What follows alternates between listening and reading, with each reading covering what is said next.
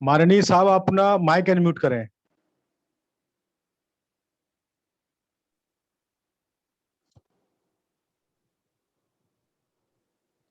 आप लोगों को मेरी आवाज सुनाई पड़ रही है?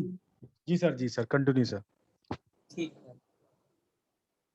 जैसे कि ये डिक्लेरेशन है मेरा,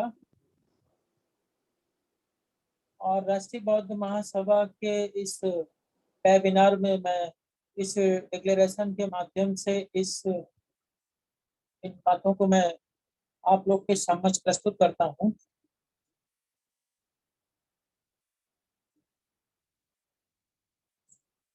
राष्ट्रीय बौद्ध महासभा के आज के इस वेबिनार की अध्यक्षता कर रहे माननीय संघ प्रिय कमलेश बौद्ध जी, राष्ट्रीय महासचिव प्रभारी मध्य प्रदेश, दिल्ली, राजस्थान, हरियाणा राष्ट्रीय बौद्ध महासभा, एवं संचालन कर रहे माननीय योगेश गौतम जी, राष्ट्रीय सचिव प्रभारी मध्य प्रदेश, दिल्ली, राजस्थान, हरियाणा राष्ट्रीय बौद्ध महासभा, एवं राष्ट्रीय बौद्ध महासभा के संस्थापक माननीय धर्म प्रकाश भारती जी, पूर्व MLC, एवं राष्ट्रीय बौद्ध महासभा के अध्यक्ष माननीय बादल सिंह बौद्ध जी, राष्ट्रीय एवं प्रांतीय स्तर के समस्त पदाधिकारीगण, जिला स्तर के, क्षेत्र स्तर के समस्त पदाधिकारीगण, उपासक उपासिकाओं एवं देश के समस्त नागरिकों,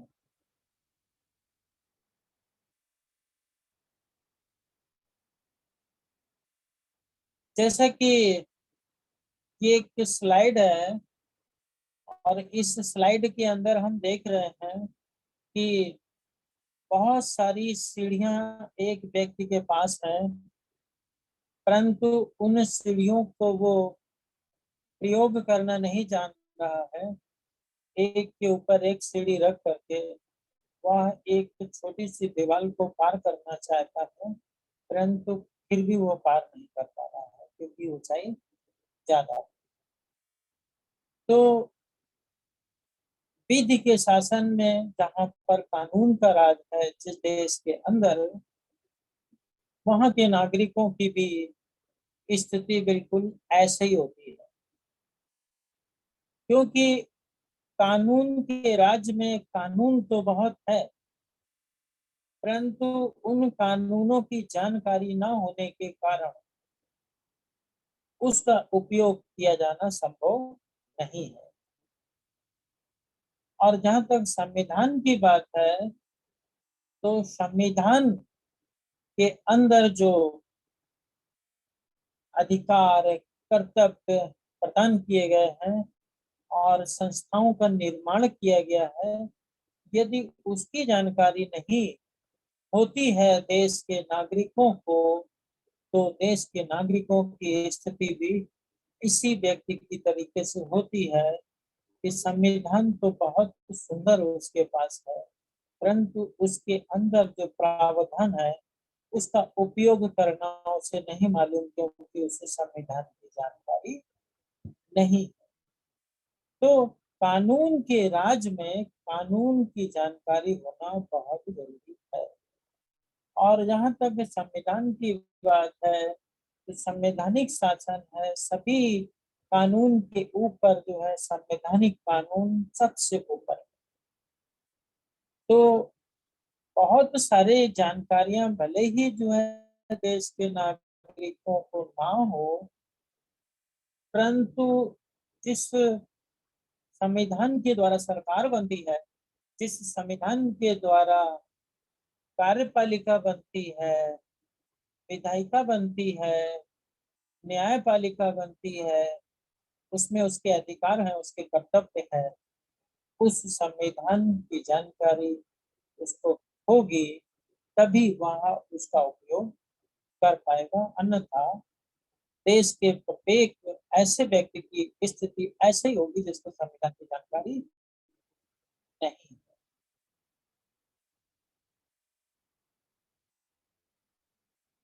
जातियां। भारत देश का दुर्भाग्य है कि देश की एकता, अखंडता और बंधुता को बनाए रखने में जातियां जो है एक ऐसा कार्य करती हैं जिससे एकता, अखंडता जो है खतरे में पड़ती है। इसलिए डॉक्टर बी आर अम्बेडकर ने कहा था कि the castes are anti nation. जातियां राष्ट्र विरोधी होती हैं, यानी कि जिस देश में एक जाति है तो वो भी राष्ट्र के विरोध में है और राष्ट्र की एकता और अखंडता को खतरा पैदा करती है। वहीं जिस देश के अंदर 6,743 जातियां हैं, वहां पर ये खतरा राष्ट्र की एकता और अखंडता के लिए बहुत ज्यादा बड़ा खतरा होता है और राष्ट्र की उन्नति में भी बहुत बड़ा बाधक होता है। इसीलिए डॉक्टर अम्बेडकर ने कहा हुआ है कि the castes are anti nations. जातियां राष्ट्र विरोधी होती है। तो जातियों को भूल करके हमें मानवता के हिसाब से काम करना है और प्रत्येक मानव जो होमो सैपियंस स्पीशीज जो वैज्ञानिक नाम है, उसी नाम के आधार पर हमें देश के अंदर सभी मानव को जो है समान रूप से देखना है और उनके अधिकारों का संरक्षण करना है और अपने अधिकारों का संरक्षण करना है, लेना। तो we have to avoid casteism. Doctor Baba Saheb Ambedkar ने ये जो जातियां हैं 6,743 जातियां, इनको समाप्त करने के लिए कहा था कि एजुकेट, एजुकेट एंड ऑर्गेनाइज। शिक्षित हो, संगठित हो और संघर्ष करो। तो ये एक बहुत बड़ा टॉपिक है। शिक्षा से संबंधित सिर्फ एकेडमिक एजुकेशन नहीं है, बल्कि लीगल एजुकेशन भी बहुत जरूरी है, जिसके अंदर जो है भारत के नागरिकों के अधिकार रखे हुए।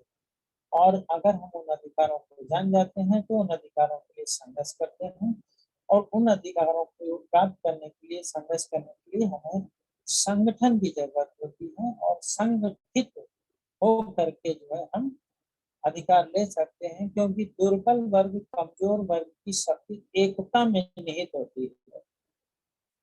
दुर्बल वर्ग, कमजोर वर्गों की शक्ति एकता में निहित होती है और ताकतवर व्यक्ति अकेले ही ताकतवर होता है।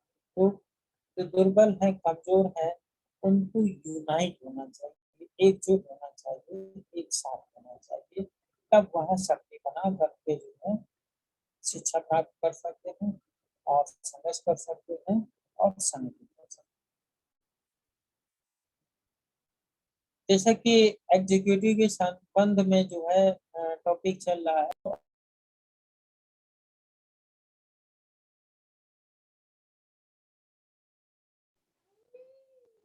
साहब आवाज चली गई आपकी। साहब आवाज आवाज।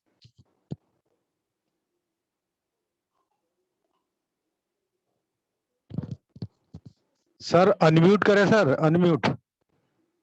form of the government which the party or coalition of the parties with the greatest representation in the parliament, legislature, forms of government, its leader becoming prime minister or chancellor।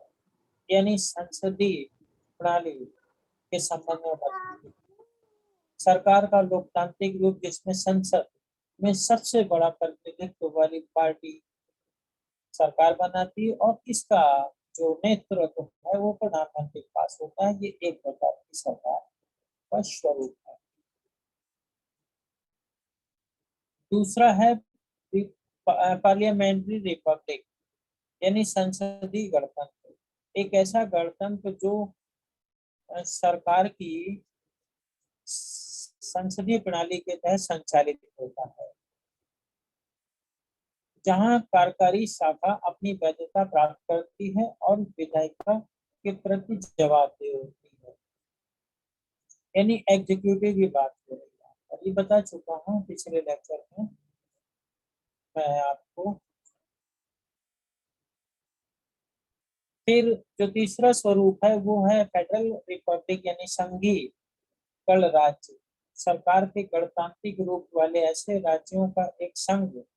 अधिकांश संघीय गणराज्य एक लिखित संवैधानिक दस्तावेज में सरकार के आदेशों के बीच शक्तियों के विभाजन को संहिताबद्ध करता है। ये तीसरा फॉर्म है, इस विषय में भी मैं समझा चुका हूँ। फिर आता है ये संवैधानिक गणतंत्र। एक ऐसा राज्य जहां मुख्य कार्यकारी और प्रतिनिधि चुने जाते हैं और नियम लिखित संविधान में निर्धारित किए जाते हैं। ये सिस्टम जो है, जो गवर्नमेंट के हैं, वो इस विषय में बात हो चुकी है। और ये भी बताया जा चुका है आर्टिकल 52 के अंतर्गत कि जो है द प्रेसिडेंट ऑफ इंडिया, यानी there shall be a president of India. Article 52 जो है भारत के अंदर एक राष्ट्रपति के पद का सृजन करता है और कहता है कि जो है भारत का एक राष्ट्रपति होगा, भारत का एक राष्ट्रपति होगा। यहाँ तक हम लोग चर्चा कर चुके हैं। अब आज आगे की चर्चा करते हैं।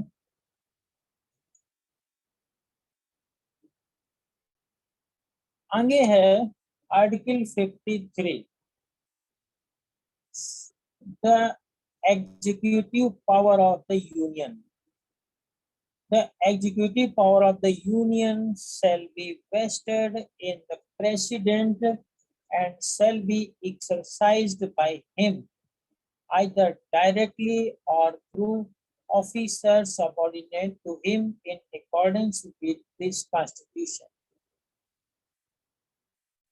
यानी कि जो भारत के संविधान के अनुच्छेद 52 के अंतर्गत राष्ट्रपति के विषय में बताया गया है कि भारत का एक राष्ट्रपति होगा, तो वह राष्ट्रपति को जो आर्टिकल 53 में जो है उसकी शक्तियों के संबंध में बताया गया और उसे बोलते हैं संघ की कार्यकारी शक्ति। भारत एक संघ है, India that is union of the state, it is told in article 1 of Indian constitution. Bharat के अनुच्छेद 1 के अंतर्गत बताया गया है कि भारत राज्यों का एक संघ है। यहाँ पर वही बात करेगी, संघ की कार्यकारी शक्ति। अब संघ की कार्यकारी शक्ति यानी कि आर्टिकल 53(1) में ये कहा गया है कि संघ की कार्यकारी शक्ति राष्ट्रपति में निहित होगी और इस संविधान के अनुसार उसके द्वारा या तो सीधे या उसके अधीनस्थ अधिकारियों के माध्यम से प्रयोग की जाएगी।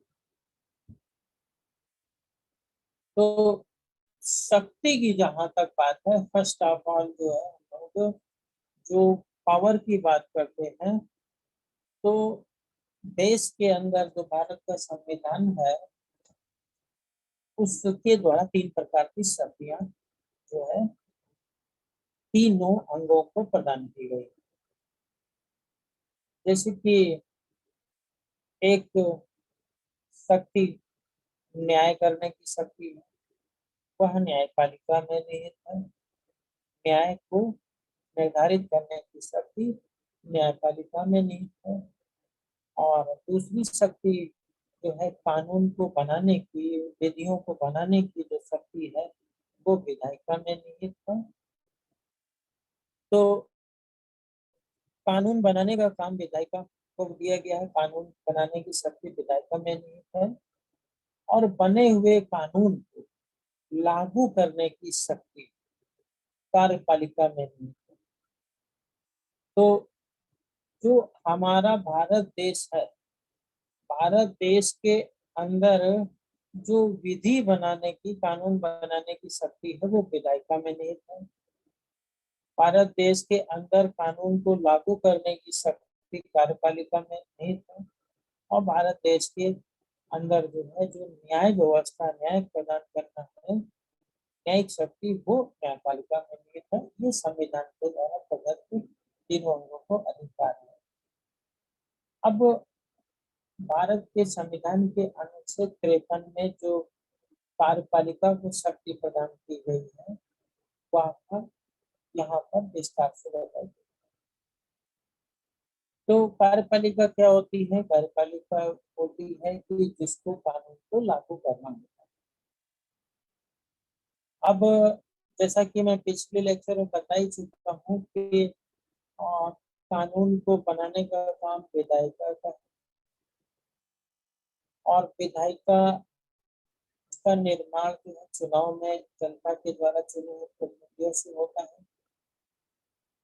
अब वो सारे के सारे प्रतिनिधि बहुमत से अपना एक नेता चुनते हैं और फिर वह नेता ही जो है उस का जो है प्रधानमंत्री बनता है, जो बहुमत दल का नेता होता है।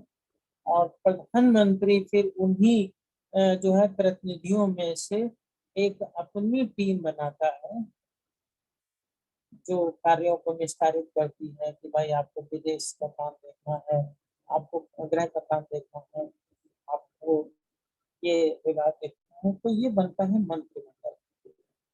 अब विधायिका और विधायिका से निकल के आता है मंत्रिमंडल और मंत्रिमंडल एग्जीक्यूटिव होता है। देखने वाली बात है कि लेजिस्लेटिव से जो मंत्रिमंडल बना वही कार्यपालिका हो जाता है। यानी कि जनता के द्वारा जो अपने अधिकारों के माध्यम से वोट देकर के सरकार बनाई गई वह सरकार जो है एग्जीक्यूटिव का काम करती है और बाकी के सारे जो है जो रिप्रेजेंटेटिव होते हैं विधायिका होते हैं। तो जब मंत्रिमंडल एग्जीक्यूटिव बन जाता है तो वहाँ एग्जीक्यूटिव की शक्ति रहता है।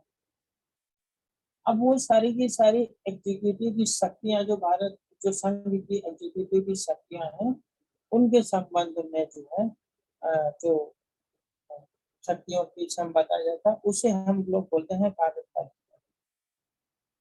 और आर्टिकल 53 में खास तौर से प्रेसिडेंट के संबंध में बताया गया है कि संघ की कार्यकारी शक्ति। तो संघ की जो कार्यकारी शक्ति है वो राष्ट्रपति में निहित होती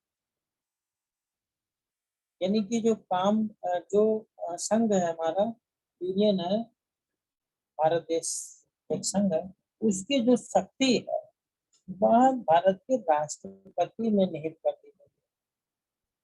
और इन शक्तियों का जो प्रयोग है वह संविधान के अनुसार खुद करेंगे, माननीय राष्ट्रपति जी, या तो सीधे स्वयं करेंगे या उसके अधीनस्थ अधिकारियों के माध्यम से प्रयोग की जाएगी।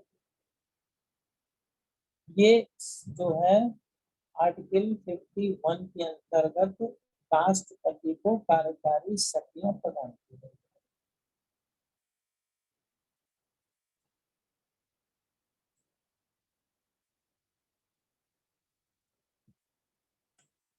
और 53 जो है सब क्लास 2 में क्या बताया गया है कि विदाउट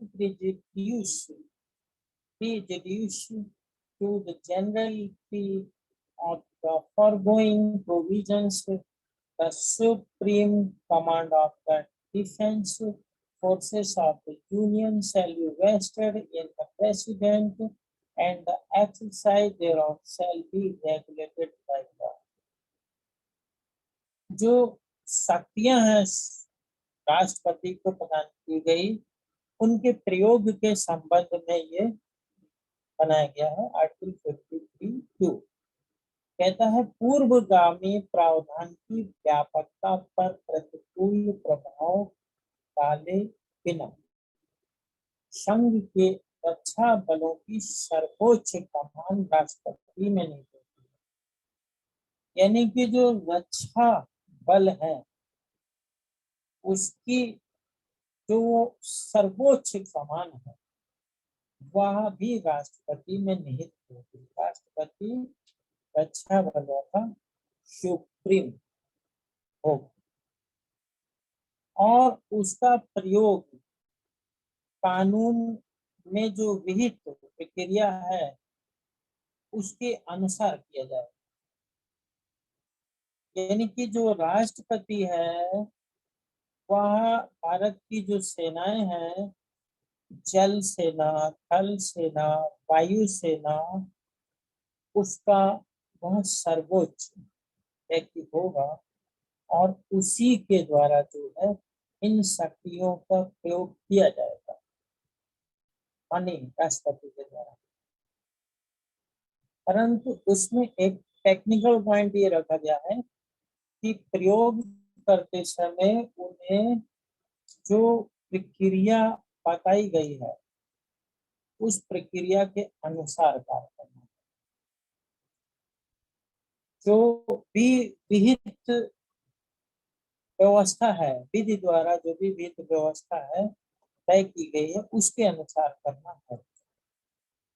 प्रयोग फाइनली राष्ट्रपति को करना है, लेकिन राष्ट्रपति को जो है रक्षा बलों की शक्तियों का प्रयोग करने से पूर्व जो है कि देखना होगा कि जो कानून द्वारा विनियमित किया गया है उसके अनुसार करना है।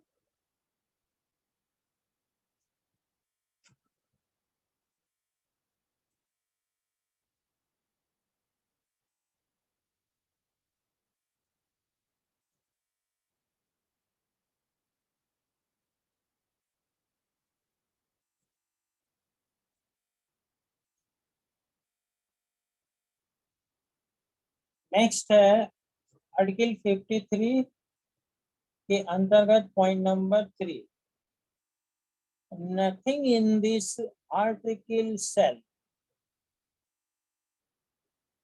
इसके अंदर ए है nothing in this article shall be deemed to transfer to the president any function conferred by any existing law on the government of any state or other authority। और बी है नेक्स्ट उसी में 3 के अंतर्गत B, prevent parliament from conferring by law functions and authorities other than the president। यानी कि जो article 53(3) है उसमें कहा गया है कि इस आर्टिकल में यानी इस लेख में कुछ भी नहीं होगा। नंबर 1, किसी भी राज्य या अन्य प्राधिकरण की सरकार पर किसी मौजूदा कानून द्वारा प्रदत्त किसी भी कार्य को राष्ट्रपति को हस्तांतरित करने के लिए साझा किया जाएगा या संसद को राष्ट्रपति के अलावा अन्य प्राधिकारियों को कानूनी कार्य करने से रोकता है, तो यह कार्य नहीं किया जाएगा।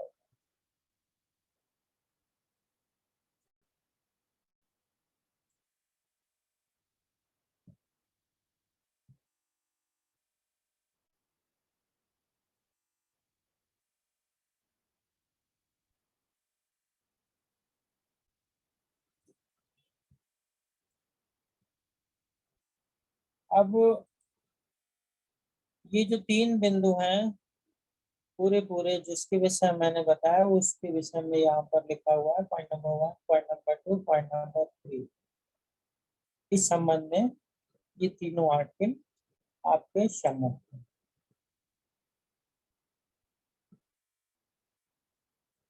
अब ये कह रहा है कि the executive power of the union shall be vested in the राष्ट्रपति।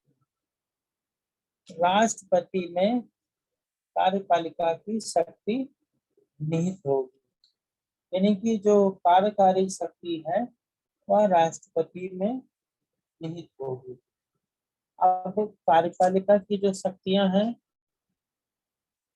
उस संबंध में आर्टिकल 53 के अंदर जो है यही बताया गया। कहने का मतलब है यहाँ पर एक शब्द को समझने का प्रयास करना है, एक एक शब्द को, कि जो एग्जीक्यूटिव पावर,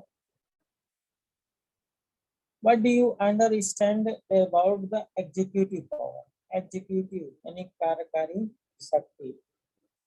तो कार्यपालिका की जो शक्ति है, इस शब्द की परिभाषा क्या है?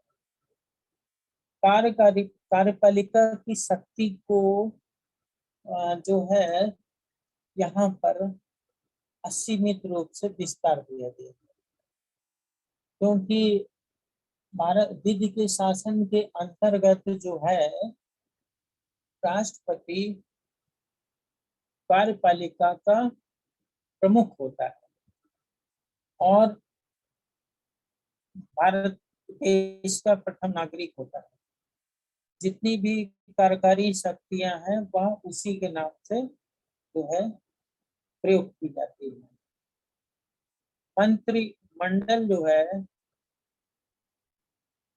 पार्लियामेंट के प्रति उत्तरदायी होता है, जवाबदेह होता है, क्योंकि लोकतंत्र के अंदर जो है विधायिका जनता द्वारा चुनी जाती है और जनता के प्रति विधायिका जिम्मेदार होती है। परंतु जो कार्यपालिका के जितने भी कार्य हैं वह राष्ट्रपति के नाम से होते हैं, क्योंकि मंत्रिमंडल कार्यपालिका का हिस्सा होता है। तो यहाँ पर जो कार्यपालिका की जो शक्ति है उस शब्द की परिभाषा नहीं दी गई है। शब्द कार्यपालिका को संविधान में कहीं पे भी परिभाषित नहीं किया गया है। इसे क्यों नहीं परिभाषित किया गया है? क्योंकि कार्यपालिका की जो शक्तियां हैं वह विधि के शासन के अंतर्गत प्रयोग करने के लिए जो है उनको किसी दायरे में बांधना उचित नहीं समझा और उसमें जो है जो भी आवश्यकता है कार्यपालिका को वह शक्तियां उसमें नहीं की गई। परंतु जितने भी प्रोविजंस बनाए गए हैं उन प्रोविजंस के माध्यम से जो है इन शक्तियों को निर्धारित कर दिया गया है और उन निर्धारित शक्तियों को प्रयोग करना। परंतु कार्यपालिका की शक्ति शब्द को भारत के संविधान में परिभाषित नहीं किया गया, क्योंकि जो है नीति का निर्धारण करना है, बहुत सारे कार्यों को प्रयोग करना है, तो इसलिए इन्हीं कारणों से जो है इस शब्द को परिभाषित करना उचित नहीं किया गया है। बस ये बताया गया है कि जो कार्यपालिका की शक्ति है वो राष्ट्रपति में निहित होती है, राष्ट्रपति में निहित होगी और and shall be exercised by him, और उसका प्रयोग या तो वो स्वयं करेंगे माननीय राष्ट्रपति या उनके द्वारा जो भी सबॉर्डिनेट जो है अधिकारी होंगे उनको संविधान के अंतर्गत जो प्रावधान है उस प्रावधानों के अनुसार करेंगे। तो यहाँ पर जो सबॉर्डिनेट है उनके officers group officer subordinate to him, तो सबॉर्डिनेट ऑफिसर यानी अधीनस्थ अधिकारी शब्द के अंतर्गत जो है क्या आता है? अब उनके राष्ट्रपति के अधीनस्थ अधिकारी के अंतर्गत जो है हम इस शब्द को समझने का प्रयास करते हैं कि कार्यपालिका शक्तियों का प्रयोग राष्ट्रपति को या तो स्वयं करना है या वह अपने अधिकारियों के माध्यम से कर सकते हैं। जिन अधिकारी के माध्यम से वह इन शक्तियों का प्रयोग करते हैं वह अधिकारी भी उनके अधीनस्थ अधिकारी की परिभाषा के अंतर्गत आएंगे। परंतु जो है यहाँ पर संविधान में जो सबॉर्डिनेट ऑफिसर शब्द किया गया है उसको परिभाषित नहीं किया गया है, उसका अर्थ काफी विस्तृत है और इसमें मंत्री को भी सम्मिलित किया गया है। कहने का मतलब है कि क्या जो मिनिस्टर्स हैं वह राष्ट्रपति के सबॉर्डिनेट ऑफिसर हैं, क्योंकि जो कार्यपालिका की शक्ति है वो राष्ट्रपति में निहित है और मंत्रिमंडल जितना भी है वो सब कार्यपालिका है। इसलिए राष्ट्रपति के सबऑर्डिनेट ऑफिसर के रूप में जो है मंत्री भी शामिल किया गया है। Without any prejudice the generality of the foregoing provisions, the supreme command of the defense forces of the union shall be vested in the president। यानी कि जो राष्ट्रपति है वह फोर्सेस है हमारे देश की, जो डिफेंस फोर्सेस है उनका जो है चीफ होगा, सेनापति होगा। सर्वोच्च सेनापति के रूप में राष्ट्रपति को माना जाएगा। देश के जितने भी प्रतिरक्षा बल हैं, चाहे जल हो, चाहे थल हो, चाहे वायु हो, उनका वहाँ राष्ट्रपति होगा और उन्हीं के समादेश के अनुसार यानी कमांड में जो है ये बल काम करेंगे और इन बलों को जो है फाइनली जो है कमांड माननीय राष्ट्रपति के माध्यम से मिलेगी। परंतु यह कमांड देते समय जो विहित प्रक्रिया है विधि द्वारा उसका पालन करते हुए माननीय राष्ट्रपति जी अपने शब्दों का प्रयोग करते हैं। इस तरीके से ये जो है संविधान के जो प्रोविजंस हैं उसमें इन शक्तियों को दिया गया है। इसके अलावा जो है राष्ट्रपति के पास जो शक्तियां हैं वो अन्य शक्तियां भी हैं, उसके संबंध में हम लोग अभी आगे चर्चा करेंगे। जैसे कि आप देखते हैं कि राष्ट्रपति के पास कुछ न्यायिक शक्ति भी है ना। जैसा कि मैंने अभी बताया था कि कार्यपालिका, न्यायपालिका और विधायिका में विधि बनाने की शक्ति जो है विधायिका के पास है और न्याय करने की शक्ति न्यायपालिका के पास है। कार्यपालिका जो है एग्जीक्यूट करती है। परंतु जो है भारत के राष्ट्रपति के पास कुछ न्यायिक शक्ति भी है, जैसे कि अध्यादेश को बनाना, अध्यादेश जारी कर सकते हैं राष्ट्रपति विधायिका की तरह शक्तियों के रूप में और न्याय भी करते हैं। जैसे कि माननीय सुप्रीम कोर्ट द्वारा जो किसी व्यक्ति को दंड दिया जाता है, फांसी का दंड दिया जाता है, तो उस पर जो दया याचिका होती है उसकी सुनवाई राष्ट्रपति करते हैं। तो जहाँ राष्ट्रपति को न्यायिक शक्ति कुछ हद तक प्रदान की गई है, वहीं अध्यादेश के द्वारा विधि निर्माण की भी शक्ति प्रदान की गई है और तीसरा एग्जीक्यूट करने की शक्ति तो उनमें निहित ही है। तो कहीं ऐसा न हो कि राष्ट्रपति निरंकुश और तानाशाह हो जाए, इसलिए संविधान जो है इस तरह से राष्ट्रपति को शक्तियां प्रदान करता है कि राष्ट्रपति महोदय संविधान में दिए हुए प्रावधानों के अनुसार इन शक्तियों का प्रयोग करते हैं, जिसकी वजह से भारत का राष्ट्रपति तानाशाह और निरंकुश नहीं हो सकता, क्योंकि वह संवैधानिक प्रावधानों के अनुसार कार्य करता है। उसके पास रक्षा बलों की का सर्वोच्च है, वह एग्जीक्यूटिव का प्रमुख है, उसे अध्यादेश भी जारी करने की शक्ति है, उससे कुछ हद तक न्याय की भी शक्ति है, ताकि जो है विधि का शासन सुचारू रूप से चलता रहे। और इसके अलावा जो है जो प्रधानमंत्री है और जो उनका मंत्रिमंडल है, यह जो मंत्रिमंडल है पूरा, चाहे प्रधानमंत्री हो और चाहे उनके मंत्री हो, यह सब कार्यपालिका है और यह कार्यपालिका के लोग जो भी कार्य करते हैं वो राष्ट्रपति के नाम से करते हैं, क्योंकि एग्जीक्यूटिव पावर जो है राष्ट्रपति में निहित है। परंतु निरंकुश और तानाशाह ना हो, इसलिए जो सरकार है वह पार्लियामेंट के प्रति उत्तरदायी। पार्लियामेंट के प्रति जो है वह जवाबदेह है।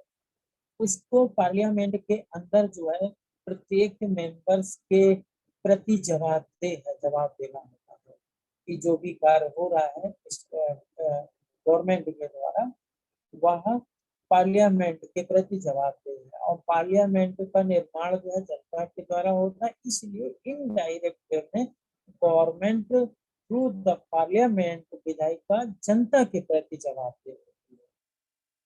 इस तरीके से जहाँ राष्ट्रपति के नाम से जो है एग्जीक्यूटिव पावर प्राप्त करती है और एग्जीक्यूटिव राष्ट्रपति के माध्यम से जो है क्रियान्वयन होता है। जैसे कोई विधि बनाया, कोई एक्ट बनाया गया पार्लियामेंट के अंदर, तो आप पार्लियामेंट के अंदर मान लीजिए कि राइट टू इंफॉर्मेशन एक्ट 2005 बनाया गया, तो अब यह पार्लियामेंट द्वारा बनाया गया। बनाने के बाद जो है इसको पार्लियामेंट के दोनों सदनों में पास किया गया। पास करने के बाद फिर इसको माननीय राष्ट्रपति के पास भेजा गया, क्योंकि जो शक्तियों का एग्जीक्यूशन है वो माननीय राष्ट्रपति के माध्यम से होता है। तो वहां से उन्होंने इसको पास कर दिया, सिग्नेचर कर दिया और मैं वहां से ये विधि का रूप धारण कर देता हूँ। इस तरीके से ये राष्ट्रपति की शक्तियां हैं, जिसका विस्तार से जो है हम लोग आगे चर्चा करेंगे। कुछ संबंध में और बता देना चाहता हूँ कि राष्ट्रपति के पास जहाँ कुछ हद तक जो है न्यायिक शक्तियां हैं, कुछ हद तक विधायी शक्तियां हैं, वहीं जो है कार्यपालिका की संपूर्ण शक्तियां हैं। वहीं राष्ट्रपति बहुत सारे कमीशंस में नॉमिनेट करते हैं, सदस्यों को, अध्यक्ष को मनोनीत करते हैं, जिससे अनुसूचित जाति जनजाति है। इस तरह बहुत सारे जो है जो कमीशंस हैं, उन सब में राष्ट्रपति के नाम से या राष्ट्रपति के द्वारा जो है एग्जीक्यूशन होता है और पदाधिकारियों को मनोनीत किया जाता है। इस तरीके से राष्ट्रपति के पास बहुत सारी शक्तियां हैं, जिसका हम लोग आगे विस्तार से चर्चा करेंगे। और सबसे खास बात ये है, ये जो केस है PK Sardari Lal versus union of India, PK Sardari Lal versus union of India एक भारत की जो है कार्यपालिका के संदर्भ में एक बहुत ही महत्वपूर्ण केस है। यह है जो है 11 दिसंबर 1968 को जो है ILR 1968 534 में है, विस्तृत विवरण मिलेगा।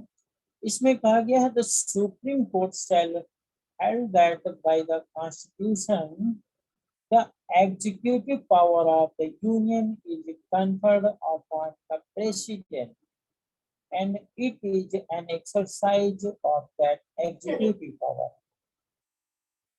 तो माननीय उच्चतम न्यायालय ने इस केस के अंदर यह है बताया कि जो कार्यपालिका की शक्ति है वह माननीय राष्ट्रपति में निहित है, क्योंकि जो सुप्रीम कोर्ट ऑफ इंडिया है वह भी जो बताती है वह इन्हीं आर्टिकल्स को देख के पढ़ के बताती है। तो आप भी सीधा सीधा पढ़ सकते हैं, समझ सकते हैं कि इधर लिखा हुआ है कि the executive power of the union shall be vested in the president, यानी संघ की कार्यपालिका की शक्ति जो है राष्ट्रपति में निहित है। Nobody can ignore the power of the president. If anybody will ignore the power of the president, it will be unconstitutional। ये जो अगर राष्ट्रपति की इस शक्ति को जो है इग्नोर करके यदि कोई कार्य किया जाता है तो वह किया गया कार्य जो है होगा अनकॉन्स्टिट्यूशनल, असंवैधानिक।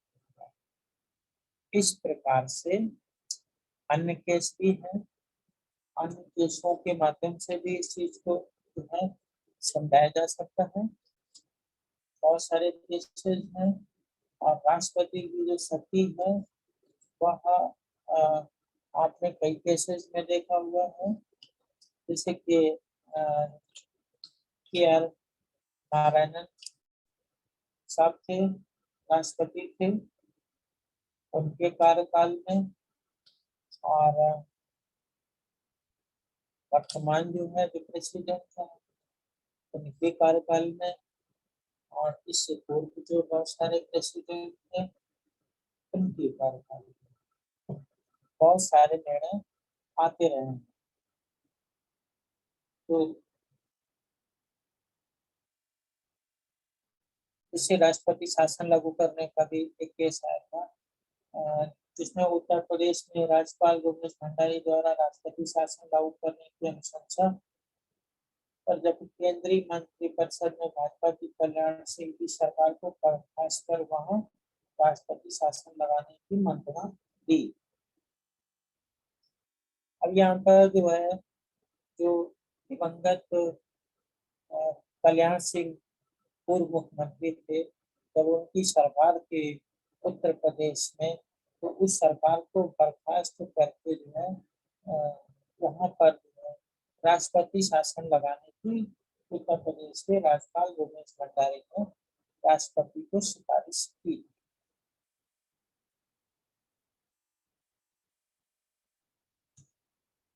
परंतु जो है राष्ट्रपति ने केंद्रीय मंत्रिमंडल की उस सिफारिश को पुनः विचार के लिए वापस भेज दिया कि आपने जो सिफारिश की है इस पर एक बार फिर से आप विचार करिए, आपकी सिफारिश युक्त है या नहीं है।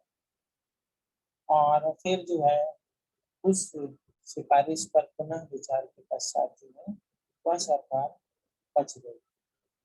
राष्ट्रपति की शक्ति को आंध्र प्रदेश उच्च न्यायालय में भी चुनौती दी गई। यह राष्ट्रपति की 11वीं लोकसभा को भंग करने के संबंध में थी।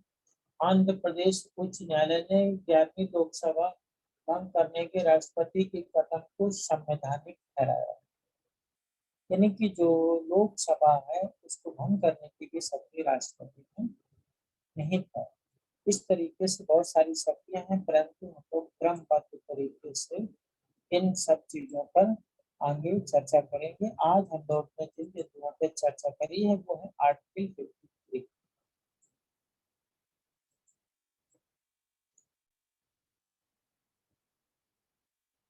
और टाइम हो रहा है, इसके बाद जो है आर्टिकल 54 पर, 55 पर, 56 पे जो राष्ट्रपति की शक्तियां हैं उन पर जो है हम लोग चर्चा करेंगे। जय भीम, जय भीम, नमो बुद्धाय सर।